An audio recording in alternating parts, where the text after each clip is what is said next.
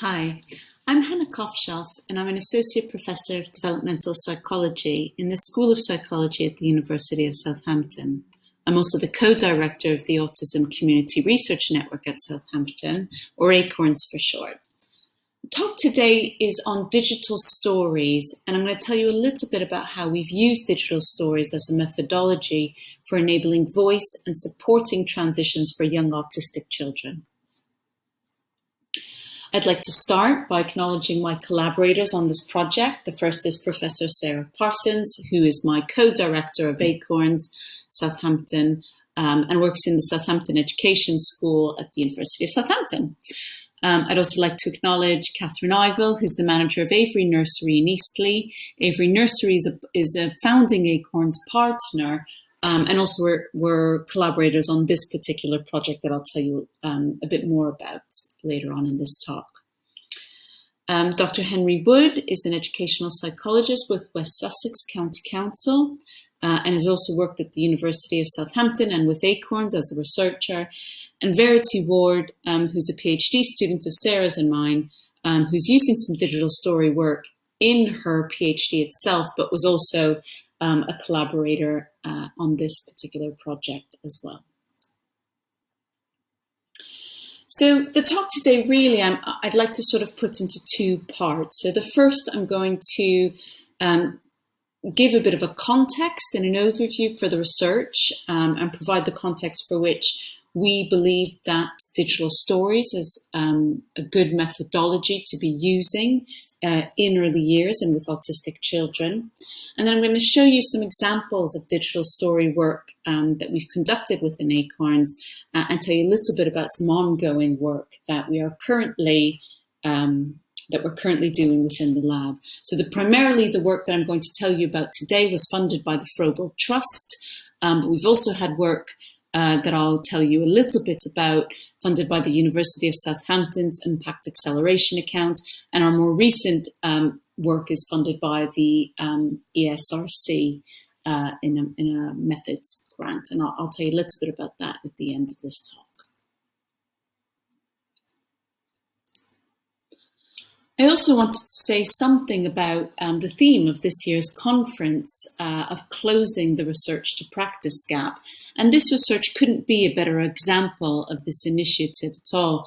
Avery Nursery and Catherine Ivell have been partners in this research from the outset. So we wrote the funding bid together. We went to the Froebel Trust and pitched the idea together. We have embedded that research within the nursery practice collaboratively, wrote the research up collaboratively, and typically we would be disseminating this research collaboratively, but unfortunately Catherine's unable to be here to present this with me. I'm hoping she will be there when I'm able to sort of answer some questions about this talk, but Catherine has sent some words for me to present on her behalf. Of course, we all know the demands and the complexities that our colleagues working within education and practice have at the moment. And unfortunately, she was unable to be here.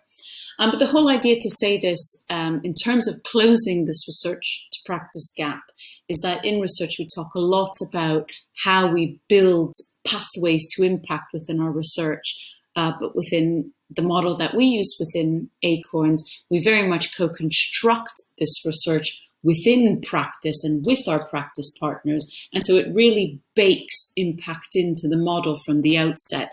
And so we don't have to, we're not sort of busy trying to argue for how we then implement this work into practice. We are doing the work within practice, and so it beds into practice in a very natural way, which I hope to be able to show you within this talk. I also want to say something about the context for this research. So why we felt that using digital stories within early years for very young autistic children who are predominantly not communicating by verbal means, why we felt that digital stories may present a more holistic picture and a more naturalistic picture of the young autistic children as children in their own right. And that idea comes from a juxtaposition with autism research and practice more generally, which which we hope to sort of circumvent in a way. So the first thing I'll point you to, if you're unfamiliar, is the National Autistic Society's definition of autism. And crucially here, the National Autistic Society characterises autism as a lifelong developmental disability, which affects how people communicate and interact with the world. So the important thing here is that there's been a shift within the National Autistic Society, quite rightly, and through the work of autistic advocates, to not characterize autism as a disorder which requires fixing. The impact of the disability may impact how people communicate and interact with the world. So they're no longer seen as deficits in communication or social interaction as were typically conceptualized and are currently conceptualized within the Diagnostic and Statistical Manual for Disorders, for instance, or the ICD-10, so very medicalized, pathologized views of autism. And the National Autistic Society also cites epidemiological work that suggests that there's roughly about 1 in 100 people with a diagnosis of autistic spectrum, and that means there are around 700,000 autistic adults and children and young people in the United Kingdom. More recently, we hear a lot about neurodiversity, and I point to this work here by Nick Walker as highlighted on the Autistic UK website, which has as their tagline, "Nothing about autism without autistics." And this is a really strong argument for including autistic children and young people and autistic adults as well in the work that we're doing. But I highlight this work from Autistic UK on the neurodiversity paradigm, and which sort of brings you to the work of Nick Walker, who I really recommend sort of reading some of his work on neurodiversity and neuroqueer paradigms, which is really interesting. But the highlight here is that Nick Walker highlights that neurodiversity is not a definition of autism at all. Neurodiversity is the diversity of human minds. And of course, understanding that there's a natural variation in neurocognitive functioning. So it's really important that that we understand that neurodiversity is a paradigm, and it's not a particular movement. There's a movement to understand that autism is part of a neurodiversity paradigm and not neurodiversity itself. So, for instance, the neurodiversity paradigm argues that autism is an example of natural and neurological variation, which encompasses strengths as well as acknowledging difficulties. And the important thing is to work with children and young people on the autism spectrum to understand how to best address those difficulties from a holistic, person-centered point of view. It's also important to think about where autistic children attend schools. So this is some work for 2018, so getting on a little bit. But it's the most recent data that we have at the moment, and of about nearly 120,000 autistic students. About 3/4 of those students attend mainstream settings for their education, and just under 30% attend special educational settings or other settings. So this could be homeschooling following breakdowns in educational settings, for instance. Thinking about the most common primary need within education setting, we know from some other research that the primary type of need for pupils on SEND support or special educational needs support is moderate learning difficulty. So this is the primary need of individuals who receive SEND support. And we also know that for those individuals who have SEND support, They will typically have a statement or an educational health care plan. And of those individuals who do have an education health care plan, roughly 28% of those are pupils who also have a diagnosis of autism. And when we think about those individuals, autistic individuals and individuals more generally with special educational needs, we have guidance from the Special Educational Needs and Disability Code of Practice, which states that for those individuals who have education care health plans, that professionals need to make a concerted effort to have much stronger participation of children and families in decision-making about education of those individuals. And certainly that it uses words such as collaborative working, of really sort of aspirational working, and preparing young people for life outside of education as well. And not only do we have this guidance within the Code of Practice, we also have it's enshrined in law that local authorities are mandated to include the views, wishes, and feelings of children and parents within their educational planning, and that it places a strong importance of children and parents of participating as fully as possible in decision-making about education, and also to provide adequate support and facilitation to achieve children's potential. So this is what local authorities are required to do by law to meet the needs of those individuals who have special educational needs and education healthcare plans, of which we know about 30% of those individuals are autistic. Now, in practice, this isn't quite received, I think, by autistic people. So this is some data from a survey from the All-Party Parliamentary Group for Autism that includes 176 autistic young people, just over 2,500 parents and carers, and just over 300 teachers. And to highlight from some of this work, we find out that children on the autism spectrum are being let down by the education system, that 60% of those young people say that the one thing that would make their education and make their school better is just having a teacher who understands autism. We know from these data that fewer than half of the children who reported in this survey were happy at school, and that's a massive proportion of children who spend also a massive proportion of their time in school being unhappy. And certainly parents are also feeling that support is not put in place for their child, and that the school isn't particularly meeting their needs either. And crucially, only 1 in 10 parents are satisfied with the process of agreeing an education healthcare plan for their child. And so this brings us then to sort of the broader landscape of what we are working with here. So we know from these data that the outcomes and experiences of autistic children, particularly in education, are very poor.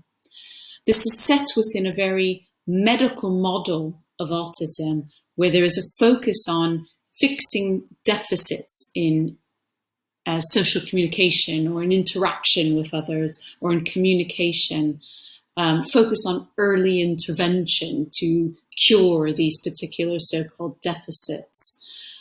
And within these models, autistic children are psychiatrized, as Lefrancois and Koppach put it so aptly. And within this, they are denied their place as knowers, as experts in their own lives.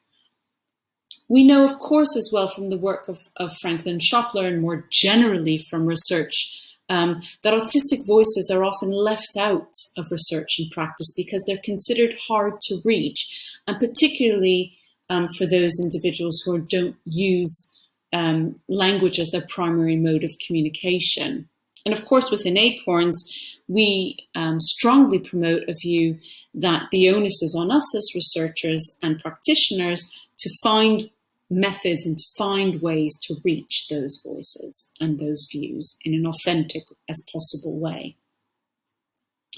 And so applying a neurodiversity lens where autism is seen as a natural variation of a neurodiverse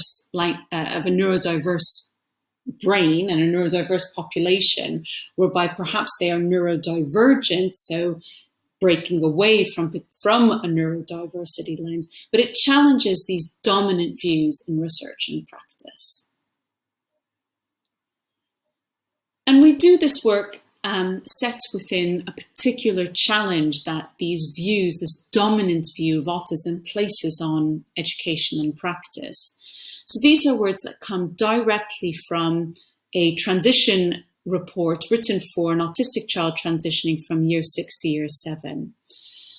So a quote here: Adam has very limited social skills. He has great difficulty communicating, and he finds it difficult to understand the implicit rules of social interaction and appropriate social behavior. So we can question here what appropriate social behavior means. Within a group, he becomes isolated and introverted and appears to shut himself off from the activity and language about him. So we can have lots to say here about shutting himself off from language about him. I mean, that's an awful thing to write. He's not yet able to play cooperatively or imaginatively with them, meaning his peers, preferring to play on his own. So when a child here is moving from year 6 to year 7, you could see that this dominant view of autism has been colouring the adults around this child who've been writing about his self and not viewing this at all from his own perspective of what might be going on for Adam. And this is taken from a K2, so within the educational healthcare plan. K2, the appendix K2, is an opportunity for a child to contribute their own views. And this comes directly from Oscar's K2 education healthcare plan. Oscar is unable to give his views. And I'll show you in a little bit Oscar's digital story. And I hope that you will agree with me that Oscar, given the right opportunities, is very capable of giving his views. So this work that I'm going to tell you about, the initial digital story work, was work, as I said, conducted collaboratively with Avery Nursery in Eastleigh. So they invited us in and became founding partners of ACoRNS. Now, Avery is a fully inclusive, maintained, local authority maintained nursery, not university. And they have a high proportion of children with special educational needs and a high proportion of autistic children as well.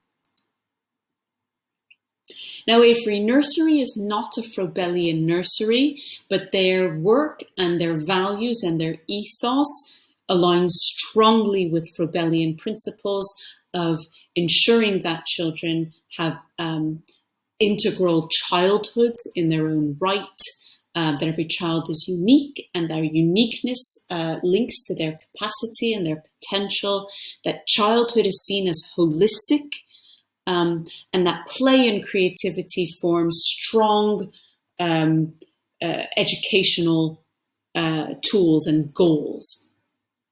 So from the perspective of Catherine Ivell and from Avery Nursery, the key message for them really is that these principles of development and principles of childhood are so often overlooked for autistic children or for those children with other forms of disabilities or special educational needs, who tend to very much be defined by what they are unable to do rather than being defined by who they are as individual people.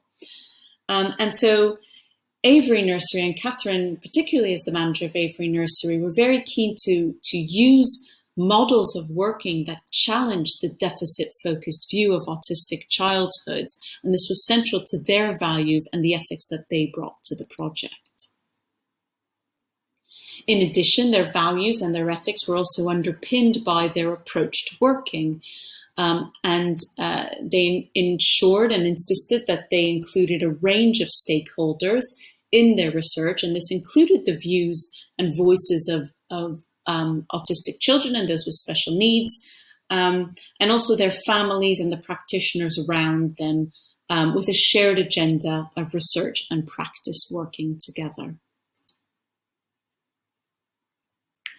And so the idea here really came to use digital storytelling as a non-orthodox methodology, but as a means to enable young autistic children to provide or to get a window into that authentic individual self and that authentic childhood. And digital storytelling methods draw upon those traditional oral storytelling methods that don't rely on formalized knowledge in written forms to share knowledge. So given that we know that autistic children, particularly really young autistic children, may not communicate using speech, we needed to find a way to enable them to share their own knowledge about the world and to provide them with an opportunity to be the knowers of their own selves and of their own world. And so we used cameras, digital cameras, in very different ways to produce film with children and families in the nursery over a period of 3 or 4 months. And we used traditional video cameras, but we also used wear cams that the children wore, so you could get a good sense of what they were doing and what they were looking at, and their self-speech and their play from their perspectives. This is just to point you to our website, autismtransitions.org, and all of the outputs and the resources for the project are included on our website. And so this is just to highlight this for further information and for you to access all of the digital stories should you be inclined to do so. So within the research, we produced a range of different digital stories. So central to the stories that I'm going to talk about today are the I am stories, what we called I am stories. And these are stories that very much focused on the children's own perspectives without any adult commentary at all. So we included 5 autistic boys aged 4 years in our project. And so also within the website, and we produced other sorts of digital stories. So there were accompanying to the I am stories, there were this is stories, which were individual stories about each of the children from the perspectives of families and nursery staff. And there was also a range of stories looking at different aspects of practice at the nursery for supporting children's everyday transitions. So if you're interested, I welcome you to have a look on the website. And of course, you're always welcome to get in touch. My email's at the end of this talk as well. If there's anything you'd like to know more, or would just like to have a discussion about the methods.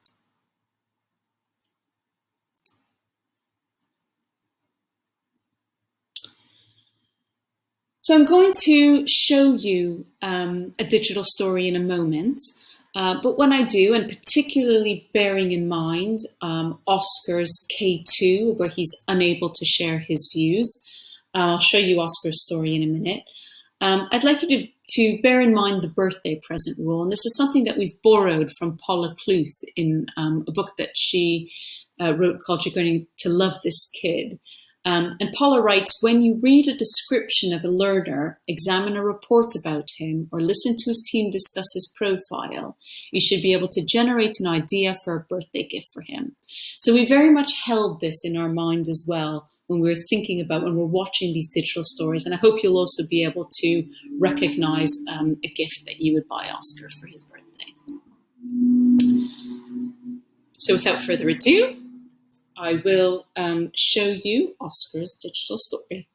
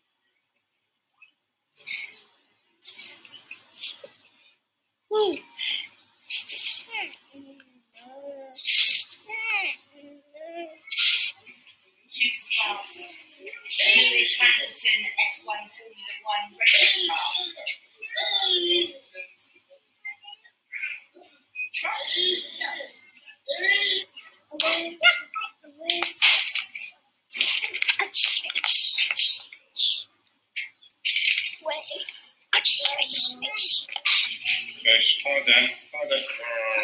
All the way down. All the way down. Okay. You can laugh. There it is. Step inside.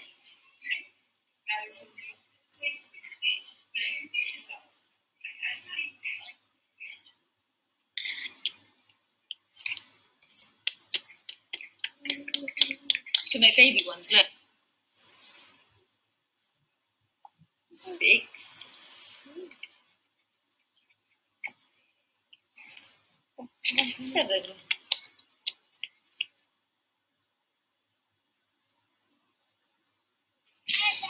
What are the leaves?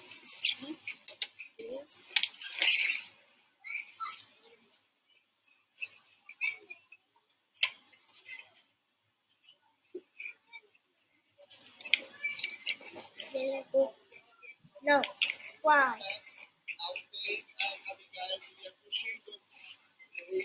Yeah. Oh.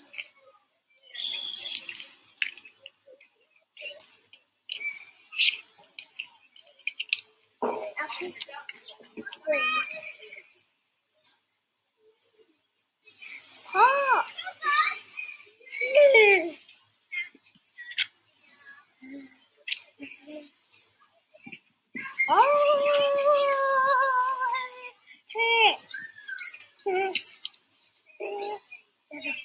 That's why I see the goose.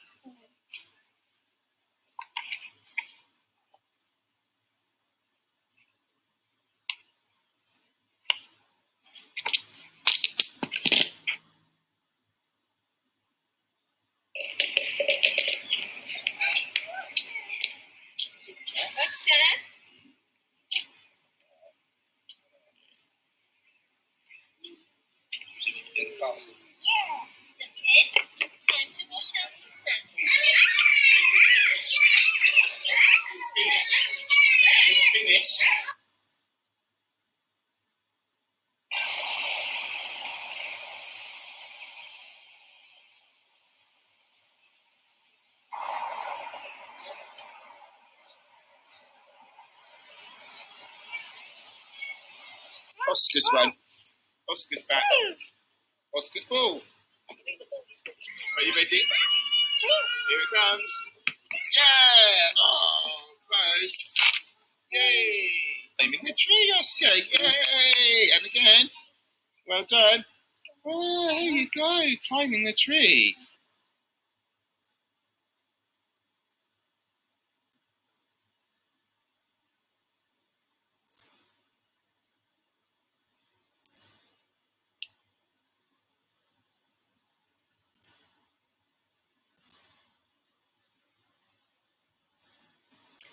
So when you look at Oscar's story, I'm sure you could find something that you'd get Oscar for his birthday. And I'm sure you could also agree that Oscar is able to share his views. We hear his self-talk, we hear him playing, and we contrast this then with, again, as I say, the dominant view where, you know, one may look at solitary play, or what the dominant view in the literature here, and this is a quote from a paper, My Emphasis. He tended to favour solitary play on the climbing frames and often wandered around alone, quote, without apparent purpose. His teacher aides also intervened at times when he was displaying unoccupied behaviour, encouraging him with varying degrees of success to engage in some activity. And this is exactly the dominant view of autism that we were aiming to challenge with this work. So I mentioned before pathways to impact, and in so doing this work with Catherine Ivell and colleagues at Avery Nursery, this is a quote from Catherine, the nursery manager. We didn't have to wait to be told what was going to work for us. We could see it happening for ourselves. Digital stories has become what we do now as one of the ways that we show a child's interests and development to other professionals and parents. It's an important piece of evidence which shows research impacting practice immediately. And it is what Avery Nursery does now, and this forms part of their educational healthcare planning, and their transition planning for children is to create digital stories for all of the children, to show them and to show their views and them as people as they are entering their new settings.